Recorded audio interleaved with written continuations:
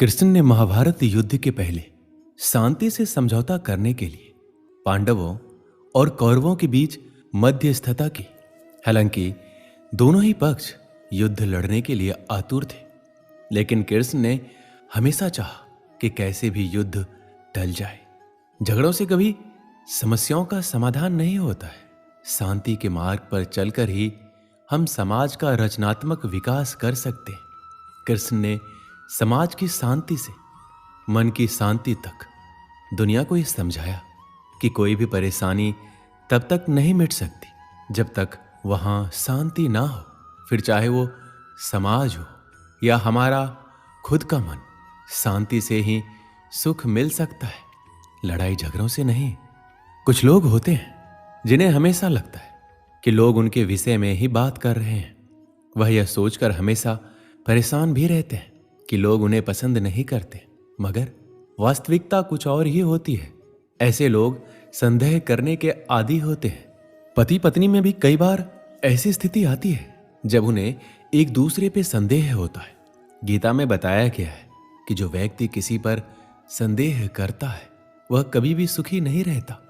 उसके मन में हमेशा शंका बनी रहती है जो उसे परेशान करती रहती है।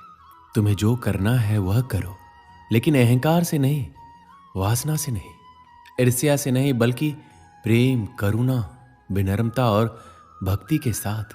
जिसने अपने मन पर विजय प्राप्त कर ली है उसके लिए मन सबसे अच्छा दोस्त है, लेकिन जो ऐसा करने में विफल रहा है उसके लिए मन सबसे बड़ा दुश्मन है। खुशी मन की एक ऐसी अवस्था है जिसका बाहरी दुनिया से कोई लेना देना नहीं है। तुम व्यर्थ चिंता करते हो। तुम्हें किससे डर लगता है? तुम्हें कौन मार सकता है? आत्मा ना तो जन्म लेती है ना ही मरती है। जो भी हुआ अच्छा हुआ, जो हो रहा है अच्छा हो रहा है, जो भी होगा अच्छा ही होगा।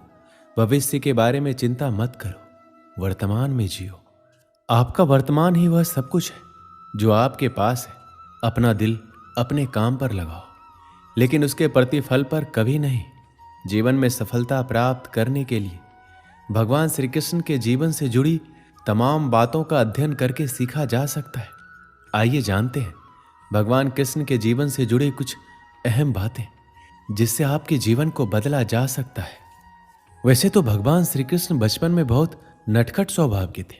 विपरीत परिस्थितियां आने पर उनका स्वभाव हमेशा शांत रहता था और वे ये बात जानते भी थे कि कंस मामा उन्हें बार बार मारना चाहते हैं, फिर भी वह शांत रहते थे और समय आने पर कंस के हर प्रहार का मुंहतोड़ जवाब दिया। इससे सीख मिलती है कि कठिन समय में भी अपने शांत स्वभाव का त्याग नहीं करना चाहिए।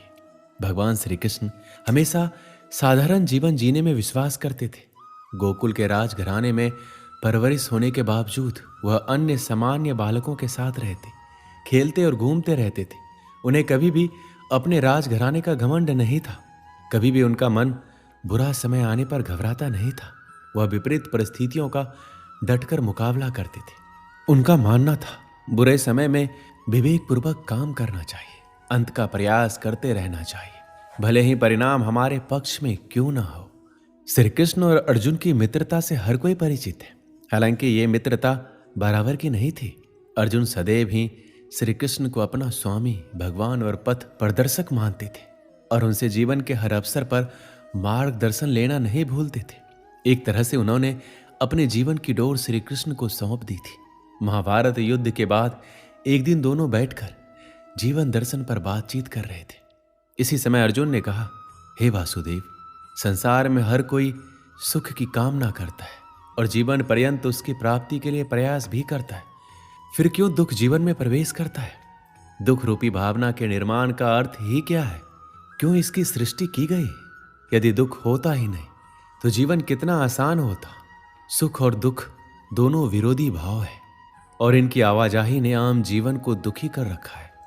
अर्जुन की बात सुनकर श्री कृष्ण ने कहा, हे पार्थ, सबसे पहली और आवश्यक बात ये जान लो कि सुख और दुख एक दूसरे के विरोधी नहीं बल्कि पूरक हैं। वास्तव में ये एक ही सिक्के के दो पहलू हैं। यदि दुख ना हो तो सुख की अनुभूति भी ना हो पाएगी। जब दुख आता है उसके बाद ही सुख की प्राप्ति की इच्छा होती है। नहीं तो व्यक्ति सुख की कीमत जान ही नहीं पाता।